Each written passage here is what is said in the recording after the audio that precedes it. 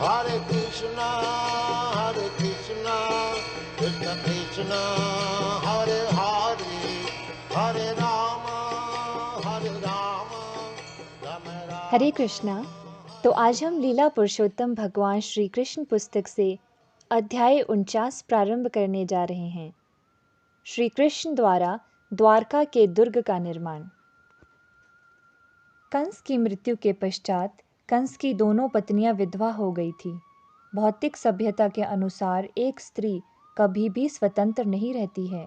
उसके जीवन के 3 चरण होते हैं। बाल्यावस्था में स्त्री को अपने पिता के संरक्षण में रखना चाहिए। युवती स्त्री को अपने युवा पति के संरक्षण में रहना चाहिए और पति की मृत्यु होने के पश्चात उसे या तो अपने वयस्क पुत्रों के संरक्षण में रहना चाहिए अथवा वयस्क पुत्र न होने पर उसे अपने पिता के घर जाकर उनके संरक्षण में विधवा का जीवन व्यतीत करना चाहिए। ऐसा प्रतीत होता है कि कंस के कोई वयस्क पुत्र नहीं था। विधवा होने पर उसकी पत्नियां अपने पिता के संरक्षण में चली गई। कंस की 2 रानियां थीं। एक का नाम था अस्थि तथा दूसरी का प्राप्ति। वे दोनों ही बिहार प्रदेश, उन दिनों में मगध राज्य के नाम से प्रसिद्ध, के स्वामी राजा जरासंध की पुत्रियां थीं। घर पहुंचकर दोनों रानियों ने कंस की मृत्यु के उपरांत अपनी विषम स्थिति का विवरण अपने पिता को दिया। कंस के वध के कारण उनकी दयनीय दशा के विषय में सुन करके मगधराज जरासंध शोकाकुल हुआ। कंस की मृत्यु का समाचार प्राप्त होते ही जरासंध ने पृथ्वी को यदुवंशियों से रहित करने का निश्चय कर लिया। उसने निश्चय किया कि श्री कृष्ण के कंस का वध किया था, अतः समस्त यदुवंश का विनाश कर देना चाहिए। उसने अपने अगणित सैन्य व्यूह सहित मथुरा के राज्य पर आक्रमण करने के लिए विशाल स्तर पर प्रबंध करना प्रारंभ कर दिया। उसके व्यूह में कई सहस्त्र रथ, अश्व, गज तथा पैदल सैनिक थे। कंस की मृत्यु का प्रतिकार करने के लिए जरासंध ने इस प्रकार की 13 अक्षौहिणी सेना एकत्र की और अपनी समस्त सैन्य शक्ति सहित उसने यदु राजाओं की राजधानी मथुरा को चारों ओर से घेर लिया और उस पर आक्रमण कर दिया।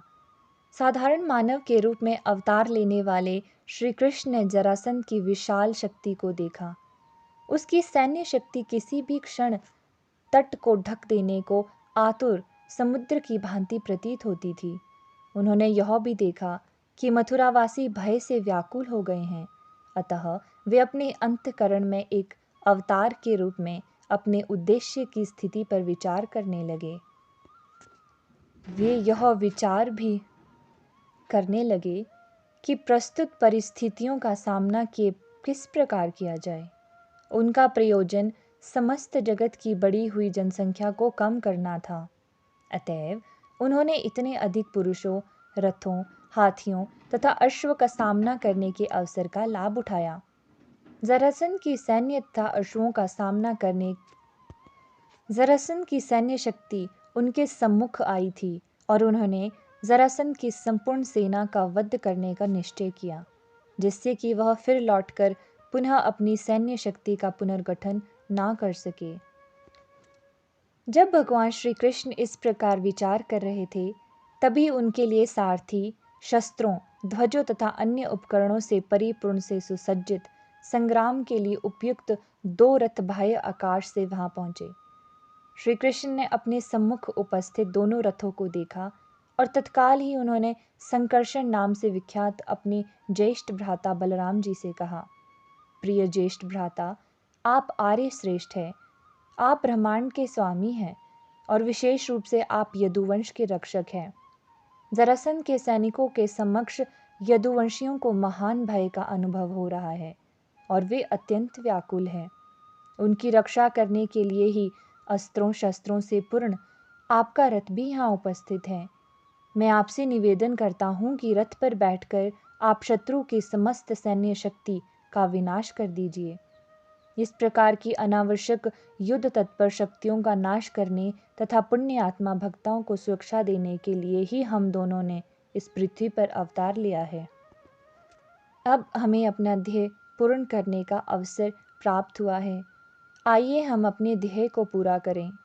इस प्रकार दशाह के वंशज श्री कृष्ण तथा बलराम जी ने जरासंध की 13 अक्षौहिणी सेना का नाश करने का निश्चय किया। जिस रथ के सारथी का नाम दारुक था, उस रथ पर विराजमान होकर श्री कृष्ण शंख ध्वनि के साथ छोटी सी सेना सहित मथुरा नगर के बाहर आए। आश्चर्य तो यह था कि यद्यपि दूसरे पक्ष की सैन्य शक्ति अधिक थी, फिर भी श्री कृष्ण के शंख की ध्वनि को सुनकर शत्रुओं के हृदय कांप उठे। जब जरासंध ने बलराम जी तथा श्री कृष्ण को देखा, तब उसे किंचित दया आ गई, क्योंकि श्री कृष्ण तथा बलराम दोनों का ही उससे दौहित्र का संबंध था। उसने विशेष रूप से श्री कृष्ण को पुरुषाधम कहकर संबोधित किया, जिसका अर्थ है पुरुषों में सर्वाधिक निकृष्ट। वास्तव में समस्त वैदिक साहित्य में श्री कृष्ण पुरुषोत्तम नाम से विख्यात है, जिसका अर्थ है पुरुषों में सर्वश्रेष्ठ। श्री कृष्ण को पुरुषोत्तम नाम से संबोधित करने की जरासंध की कोई इच्छा नहीं थी। महान विद्वानों ने पुरुषाधम का वास्तविक अर्थ यह निश्चित किया है, वह पुरुष जो अन्य सभी व्यक्तियों को नीचा दिखा दे। वास्तव में श्री भगवान के बराबर अथवा उनसे श्रेष्ठ और कोई नहीं हो सकता है। जरासंध ने कहा, श्री कृष्ण और बलराम जैसे बालकों से युद्ध करना मेरे लिए एक महान अपमान होगा। चूंकि श्री कृष्ण ने कंस का वध किया था, अतः जरासंध ने विशेष रूप से उन्हें स्वजनों का घातक कहकर संबोधित किया। कंस ने अपने इतने भांजों का वध किया था, किंतु जरासंध ने उस पर ध्यान नहीं दिया। चूंकि श्री कृष्ण ने अपने मामा कंस का वध किया था, अतः जरासंध ने उनकी आलोचना करने का प्रयास किया। आसुरी व्यवहार की यही रीति है। असुर अपने दोष ढूंढने की अपेक्षा अपने मित्रों के दोष ढूंढने का प्रयास करते हैं।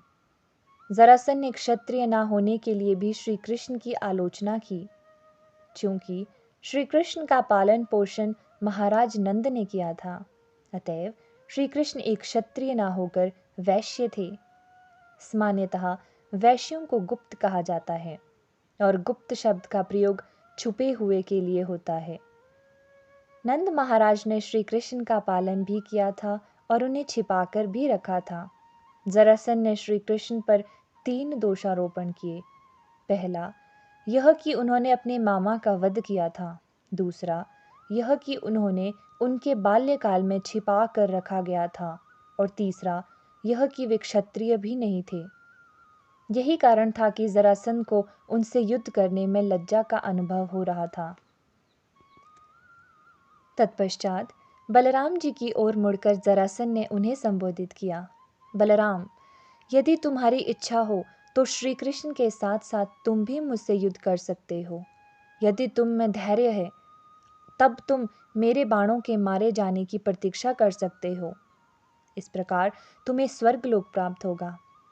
भगवत गीता में कहा गया है कि युद्ध करते हुए क्षत्रियों को 2 प्रकार के लाभ हो सकते हैं। यदि वह युद्ध में विजय प्राप्त करता है तो उसे विजय का फल भोगने का आनंद प्राप्त होता है, किंतु यदि वह युद्ध में वीर गति प्राप्त करता है, तब भी उसे स्वर्गलोक प्राप्त होता है। जरासंध को इस प्रकार कहते सुनकर श्री कृष्ण ने उत्तर दिया, प्रिय राजन जरासंध, जो शूरवीर होते हैं वे अधिक बातें नहीं करते, उसके स्थान पर वे अपना कौशल प्रदर्शित करते हैं। तुम अत्यधिक बातें कर रहे हो। उससे तो प्रतीत होता है कि तुम जानते हो कि इस युद्ध में तुम्हारी मृत्यु होगी। हमें तुम्हारी और अधिक बातें नहीं सुननी, क्योंकि जिसकी मृत्यु होने वाली हो अथवा जो अत्यंत दुखी हो, उस व्यक्ति की बातें सुनने से कोई लाभ नहीं।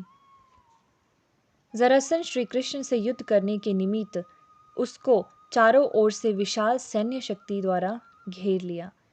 जैसे सूर्य कोहरे और धूलि से ढका हुआ प्रतीत होता है, उसी भांति परम सूर्य श्री कृष्ण को भी जरासंध की सैन्य शक्ति ने ढक लिया था।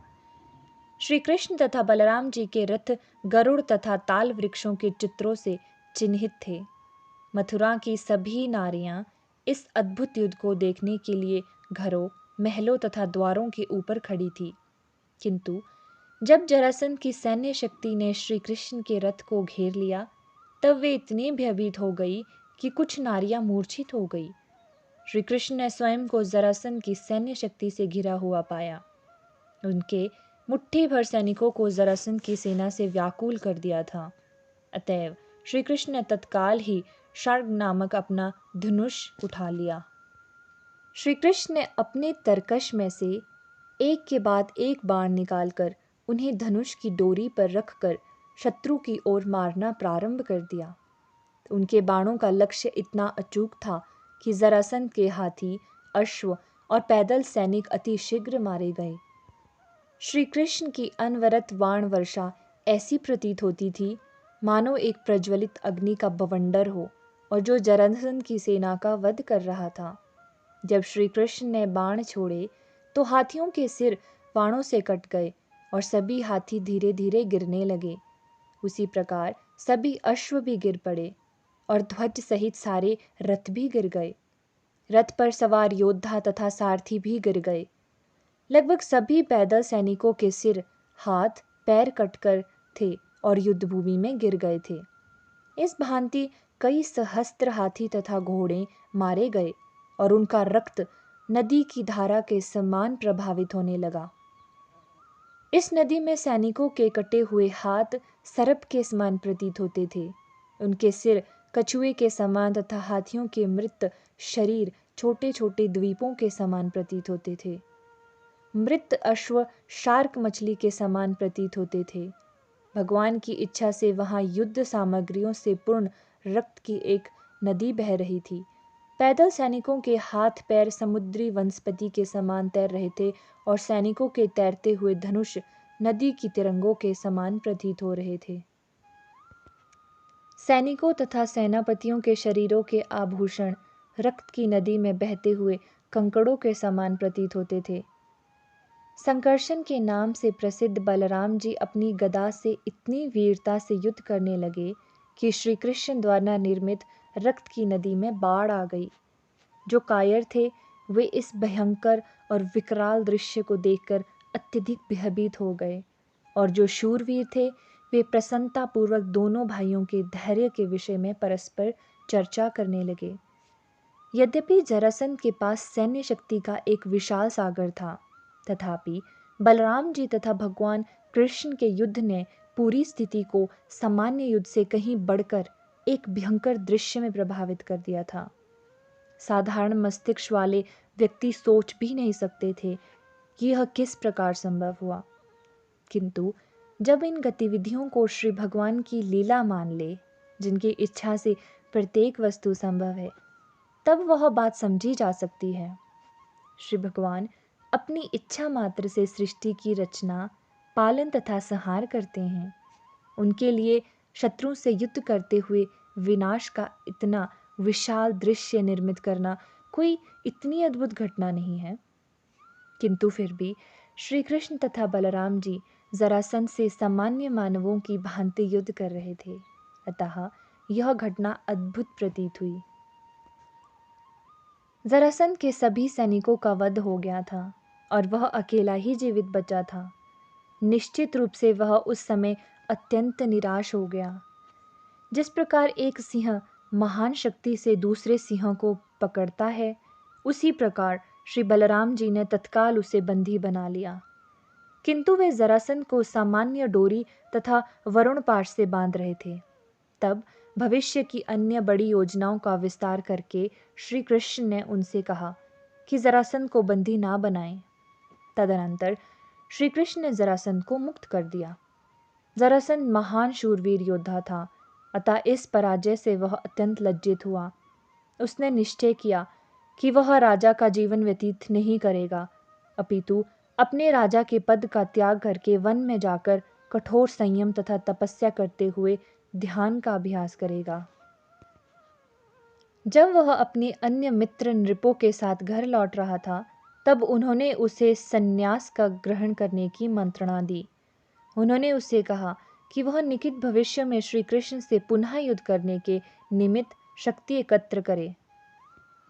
जरासंध के मित्र राजा उसे उपदेश देने लगे कि सामान्यतः यदु राजाओं की शक्ति द्वारा उसकी पराजय संभव नहीं थी, किंतु उसकी जो पराजय हुई थी उसका कारण केवल उसका दुर्भाग्य था।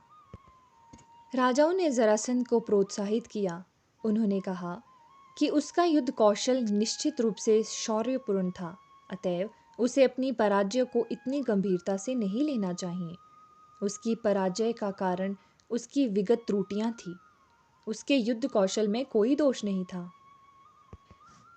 इस प्रकार मगध देश का राजा जरासंध अपनी समस्त शक्ति खोकर और बंदी बनाए जाने तथा उसके पश्चात मुक्त किए जाने पर अपमानित होकर अपने राज्यों को लौटने के अतिरिक्त और कुछ न कर सका। इस प्रकार भगवान श्री कृष्ण ने जरासंध के सैनिकों पर विजय प्राप्त की। यद्यपि जरासंध की तुलना में श्री कृष्ण की सेना छोटी सी थी, फिर भी उसकी सेना की अल्प मात्र भी क्षति नहीं हुई, जबकि जरासंध के सभी सैनिक मारे गए। उस समय स्वर्ग के निवासी अत्यंत प्रसन्न हो गए और भगवान का यश गान एवं उन पर पुष्प वर्षा करके उनको प्रणाम करने लगे। उन्होंने इस विजय की अत्यंत प्रशंसा की। जरासंध अपने राज्य लौट गया और इस प्रकार मथुरा नगर पर निकट भविष्य में आक्रमण का भय नहीं रहा। मथुरा के नागरिकों ने व्यावसायिक गायकों जैसे सूत, मागधो तथा सुंदर गीतों की रचना में पटु कवियों के सम्मिलित गान का आयोजन किया। वे कवि तथा नायक श्री कृष्ण की विजय का यशगान करने लगे। विजय के उपरांत जब भगवान श्री कृष्ण ने नगर में प्रवेश किया तो अनेक तुहरी, शंख तथा दुंदुभियां बजने लगी। विभिन्न वाद्यों जैसे भैर, तुर्य, वीणा, मुरली तथा मृदंग की सम्मिलित ध्वनि ने उनका सुंदर स्वागत किया। श्री कृष्ण के नगर में प्रवेश करने के समय समस्त नगर अत्यंत स्वच्छ किया गया था। विभिन्न गलियों तथा पथों का जल का छिड़काव किया गया था। नगरवासी प्रसन्न थे और अपने घरों में उन्होंने कागज की रंगीन पत्तियों से सुसज्जित किया था। अनेक स्थानों पर ब्राह्मण लोग वैदिक मंत्रों का उच्चारण कर रहे थे। लोगों ने चौराहे, द्वारों तथा गलियों का निर्माण किया था। श्री कृष्ण की सुंदरता से सज्जित मथुरा नगरी में उल्लासित भाव से प्रवेश करने के समय मथुरा की नारियों तथा कन्याओं ने इस अवसर को और अधिक शुभ करने के लिए विभिन्न प्रकार की पुष्पमालाएं बनाई। वैदिक रीति के अनुसार उन्होंने दुर्वा मिश्रित दही लिया और विजयोल्लास और अधिक शुभ बनाने के लिए उसे इधर उधर छिड़कने लगी। जब श्री कृष्ण गलियों से होकर गए तब सभी स्त्रियां अत्यंत स्नेह से उनका दर्शन करने लगी। श्री कृष्ण जी रण क्षेत्र से एकत्र किया हुआ आभूषण और रत्नादि अनेक प्रकार की सामग्री लिए जा रहे थे, जिसे उन्होंने राजा उग्रसेन को उपहार में दिया। इस प्रकार श्री कृष्ण ने अपने नाना के प्रति आदर प्रदर्शित किया, क्योंकि उस समय वही यदुवंश के राजा थे। मगध राज जरासंध ने मथुरा नगर पर न केवल एक बार आक्रमण किया, अपितु उतने ही सैन्य व्यूह से सुसज्जित होकर उसने मथुरा पर उसी तरह 17 बार आक्रमण किया। प्रत्येक बार उसकी पराजय हुई और उसके सभी सैनिकों का श्री कृष्ण ने उद्धार कर दिया। प्रत्येक बार जरासंध को उसी भांति निराश लौटना पड़ा। प्रत्येक बार यदुवंशी राजा उसी प्रकार जरासंध को बंदी बनाते थे और तत्पश्चात अपमानजनक ढंग से मुक्त कर देते थे। प्रत्येक बार जरासंध लज्जापूर्वक घर लौट जाता था। जब जरासंध इसी प्रकार के एक आक्रमण का प्रयास कर रहा था, तब मथुरा के दक्षिण में रहने वाले एक यवन राजा ने भी यदुवंश के ऐश्वर्य से आकर्षित होकर नगर पर आक्रमण कर दिया। कहा जाता है कि नारद जी ने इस यवन राजा काल यवन को आक्रमण करने के लिए प्रेरणा दी थी। विष्णु पुराण में इस कथा का वर्णन आया है। एक बार यदुवंश के पुरोहित गर्ग मुनि पर उनके साले ने व्यंग्य किया था। जब यदु राजाओं ने वह व्यंग्य सुना तो वे गर्ग मुनि पर हंस पड़े और गर्ग मुनि यदु राजाओं पर कुपित हो गए। अतएव उन्होंने निश्चय किया कि वे ऐसे किसी व्यक्ति को उत्पन्न करेंगे जिससे यदुवंश भयभीत रहेगा। अतः उन्होंने शिवजी को प्रसन्न करके एक पुत्र का वरदान प्राप्त किया। यह यवन राजा की पत्नी के गर्भ से उन्होंने एक पुत्र उत्पन्न किया। इस काल यवन ने नारद जी से पूछा, जगत में सर्वाधिक शक्तिशाली राजा कौन है? नारद जी ने उसे सूचना दी कि यदुवंशी सर्वाधिक शक्तिशाली है। नारद से इस प्रकार सूचना प्राप्त करके काल यवन ने मथुरा नगर पर उसी समय आक्रमण किया जब जरासंध उस पर 18वीं बार आक्रमण करने का प्रयास कर रहा था। काल यवन जगत के एक ऐसे राजा के साथ युद्ध घोषित करने को अत्यंत उत्सुक था जो उसके लिए उपयुक्त प्रतिद्वंदी हो, किंतु उसे अभी तक कोई उपयुक्त प्रतिद्वंदी प्राप्त नहीं हुआ था। अब नारद द्वारा मथुरा के विषय में सुनना प्राप्त होने पर उसने इस नगर पर आक्रमण करना उचित समझा। मथुरा पर आक्रमण करते समय वह अपने साथ 3 करोड़ यवन सैनिक लाया था। जब मथुरा इस प्रकार घिरी हुई थी तब भगवान श्री कृष्ण विचार करने लगे कि जरासंध तथा काल यवन नामक 2 भयानक शत्रुओं के आक्रमण के भय के कारण यदुवंश घोर विपत्ति में है। समय कम होता जा रहा है। काल यवन ने पहले से ही मथुरा को चारों ओर से घेर लिया है। उसे आशा थी कि पहले 17 प्रयासों में जितनी सैन्य टुकड़ियां थी उतनी ही पुनः लेकर जरासंध भी अगले दिन आ जाएगा। श्री कृष्ण को ज्ञात था कि जबकि काल यवन भी मथुरा पर आक्रमण कर रहा था, उसी समय मथुरा को जीतने के अवसर का लाभ जरासंध अवश्य उठाएगा। अतएव उन्होंने मथुरा नगर के महत्वपूर्ण स्थानों की सुरक्षा के लिए पहले से ही प्रबंध करना उचित समझा। यदि श्री कृष्ण और बलराम जी दोनों एक स्थान पर काल यवन से युद्ध में रत होंगे तो जरासंध दूसरे स्थान से आकर पूरे यदु परिवार पर आक्रमण करके अपना बदला ले सकता है। जरासंध अत्यंत बलशाली था और 17 बार पराजित होने के कारण वह यदु परिवार के सदस्य की निर्दयतापूर्वक हत्या करना सकता था।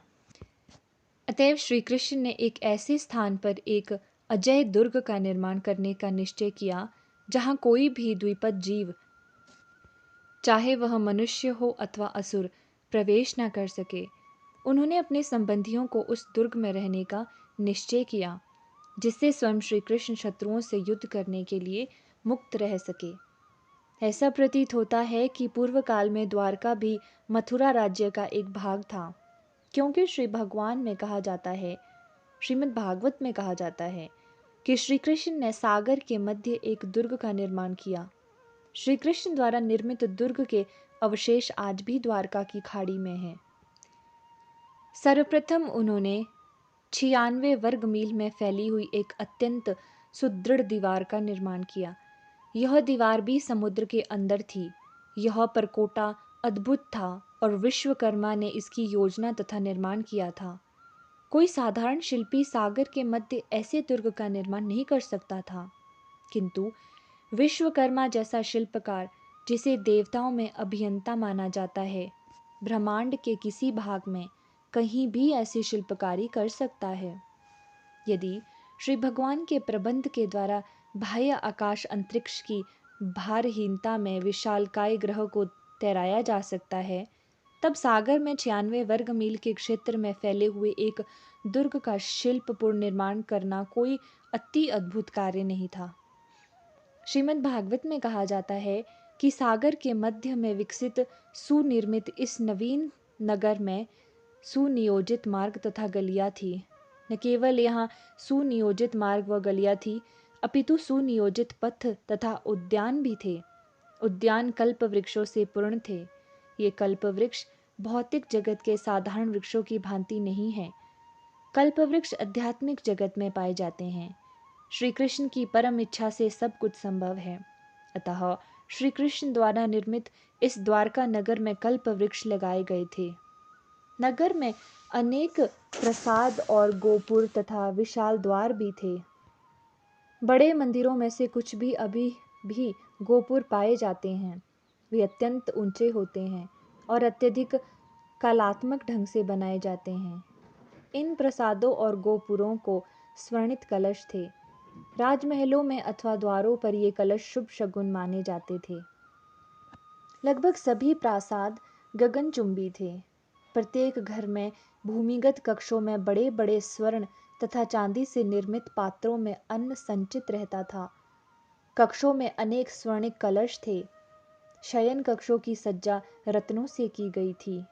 भूमि तल पर मरकतमणि की पच्चीकारी की गई थी।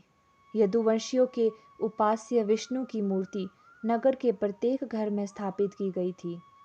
निवास स्थानों का प्रबंध इस प्रकार किया गया था कि विभिन्न जातियों, ब्राह्मणों, क्षत्रियों, वैश्यों तथा शूद्रों के अपने अपने स्थान थे। इससे ऐसा प्रतीत होता है कि उस समय भी जाति प्रथा प्रचलित थी। नगर के मध्य में एक और निवास स्थान था जिसका निर्माण विशेष रूप से राजा उग्रसेन के लिए किया गया था। सभी घरों में वह सर्वाधिक शोभायमान था। जब देवताओं ने देखा कि श्री कृष्ण अपनी रुचि से एक विशेष नगर का निर्माण कर रहे हैं, तब उन्होंने स्वर्ग के प्रसिद्ध पारिजात पुष्प को उस नए नगर में लगाने के लिए भेजा। उन्होंने सुधर्मा नामक एक सभा भवन भी भेजा। इस सभागृह का विशेष गुण यह था कि इसके अंदर किसी बैठक में भाग लेने वाला व्यक्ति वृद्धावस्था की निर्बलता पर विजय प्राप्त कर सकता था। वरुण देवता ने मन की गति से दौड़ने में समर्थ एक श्वेत अश्व दिया, जिसके केवल कान श्याम वर्ण के थे। देवताओं के कोषाध्यक्ष कुबेर ने भौतिक ऐश्वर्यों की 8 सिद्धियों को प्राप्त करने की कला प्रदान की।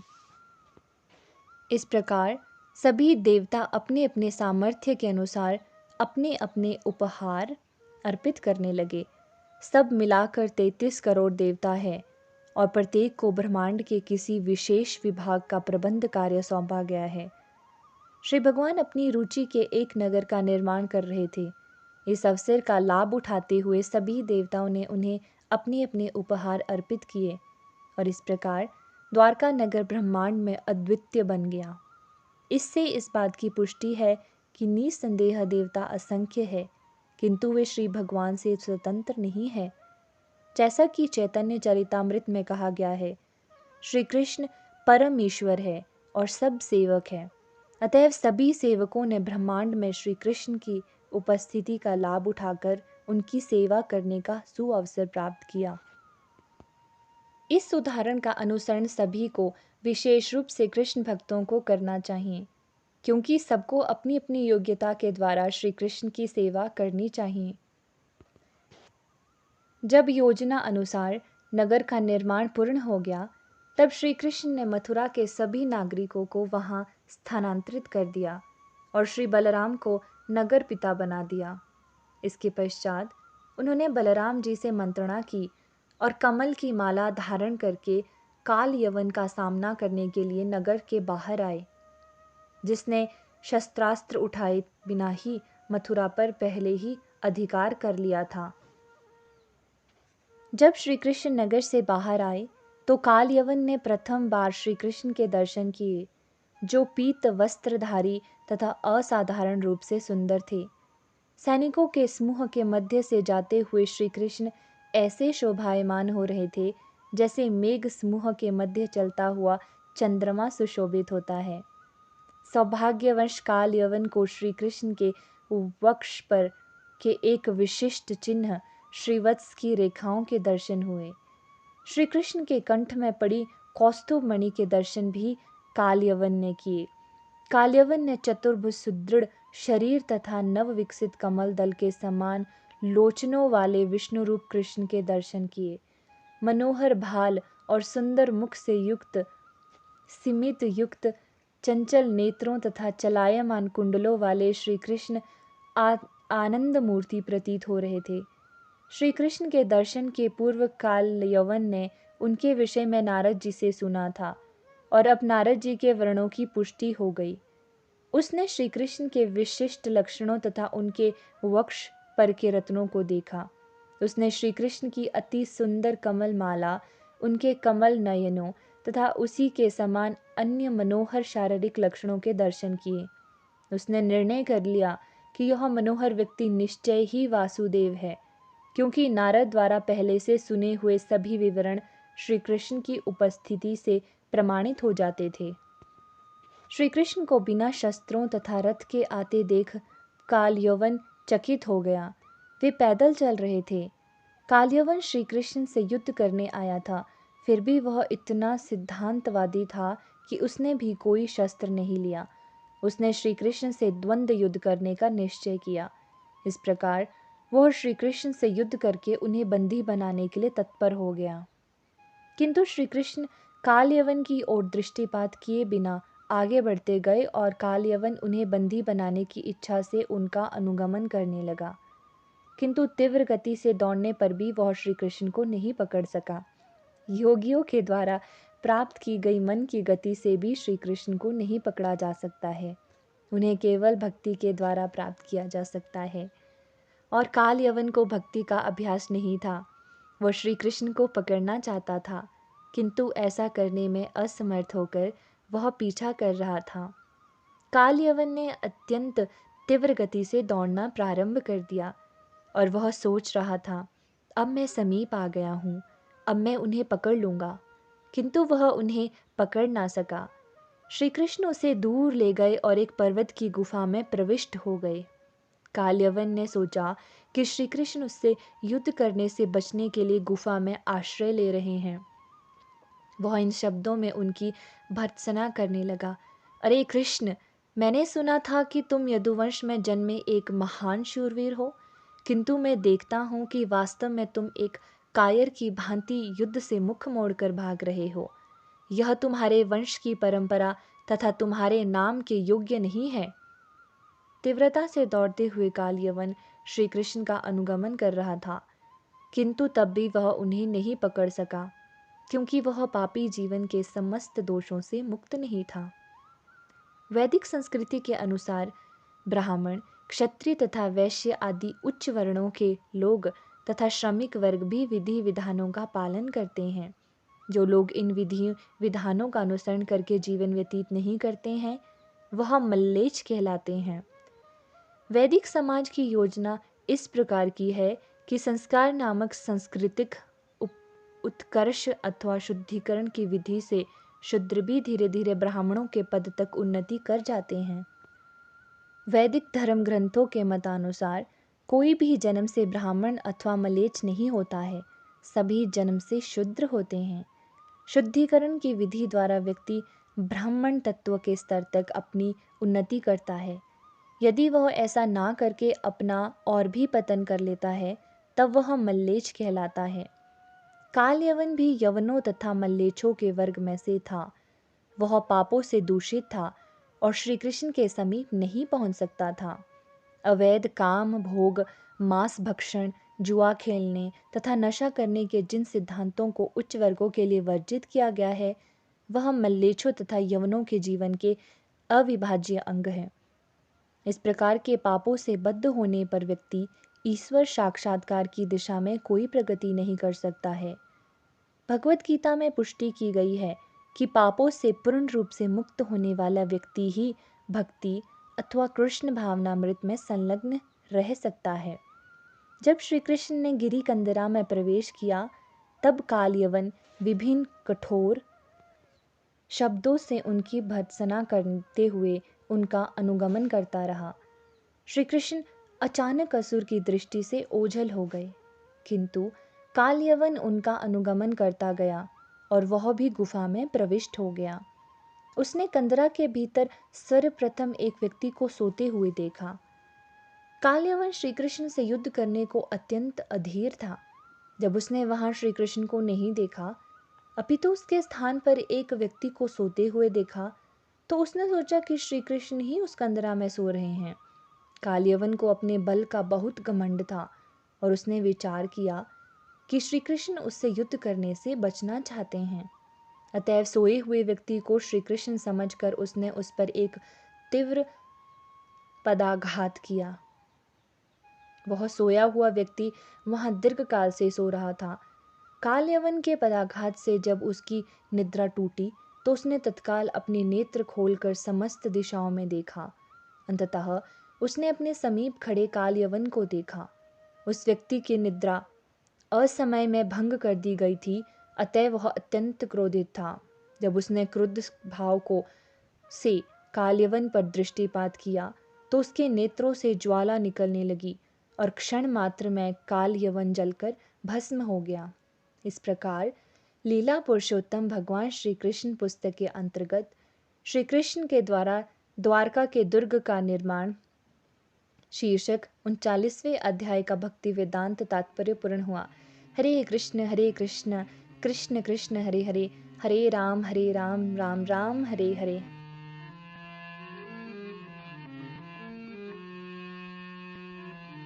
Hare